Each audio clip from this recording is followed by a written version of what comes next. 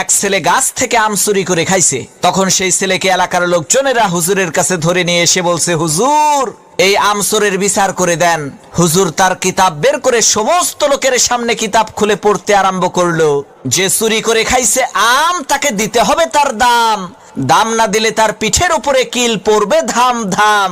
হুজুরের কিতাব শুনে এলাকার লোকজন সেই ছেলেটিকে কয়েকটা চর থাপ্পড় মেরে বিদায় করে দিল। আল্লাহর কি কুদরত! কয়েকদিন পর সেই হুজুরের নিজের ছেলে ডাব চুরি করে খাইছে। তখন এলাকার লোকজন হুজুরের কাছে এসে বলছে, হুজুর মানুষের ছেলে আম চুরি করে খাইছে দেখে বিচার করলেন, এখন আপনার ছেলে তো ডাব চুরি করে খাইছে, বিচার করেন তো দেখি।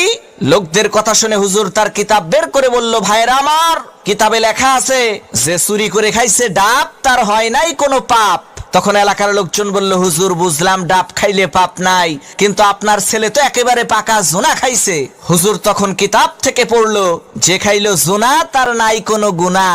এলাকার লোকজন বলল, হুজুর ডাব খাইলে পাপ নাই, জোনা খাইলে গুনাহ নাই মানলাম, কিন্তু আপনার ছেলে তো নারিকেল খাইছে। তখন হুজুর তার কিতাব থেকে পড়লো, যে নারিকেল খাইছে চুরি কইরা, তোমরা সবাই মুড়ি দাও তার হাত ধইরা, কারণ সে চুরি করে খাইছে নারিকেল, এর মানে একেবারে পরিষ্কার তার দেল। তখন এলাকার লোকজন বলল, সর্বনাশ, হুজুর আপনার ছেলের বিচার করার কোনো দরকার নাই, আপনি আমাদের ছেলেরই বিচার কইরেন তাই হবে।